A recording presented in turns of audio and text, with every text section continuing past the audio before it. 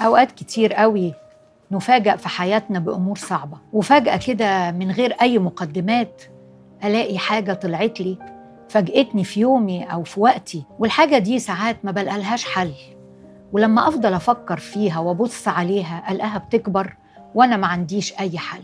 في مزمور 16 يقول المرنم: جعلت الرب أمامي في كل حين، لأنه عن يميني فلا أتزعزع. يا رب، لما أبص عليك أنت الأمور تتغير.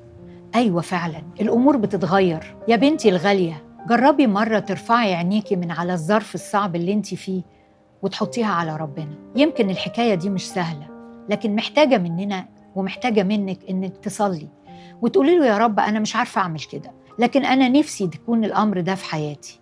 نفسي أتعلم إني ما اقعدش أبص على المشكلة وأحاول أحلها لأني ما عنديش حل، لكن أحط عيني عليك، لأنك فيك وحدك يا رب الحل وفيك وحدك الكفاية. وأنا واثقة يا حبيبتي إنك لما هتعملي كده هتلاقي أمور كتير بقت أبسط. يمكن الأمر ما يتحلش بالسرعة اللي انت متخيلاها، أو يمكن ما يتحلش خالص وتفضل الأمور معلقة لزمن ووقت في حياتك، لكن على الأقل هتشوفي ربنا قد إيه كبير وقد إيه هو بيديكي إمكانيات وقدرات تتعاملي مع الأمر الصعب اللي في حياتك. تعالي بينا نصلي دلوقتي ونقول له: يا رب علمنا نعمل كده. أنا نفسي قوي أصلي معاكي وأقول له: يا رب خلي في قلبي وقلب كل واحدة غالية إن نجعلك أمامنا في كل حين، لأنك فعلا يا رب لما بتكون عن يميننا إحنا مش بنتزعزع وحياتنا مش بتتهز مهما كانت شكل الصعوبات ومهما كانت شكل المشاكل.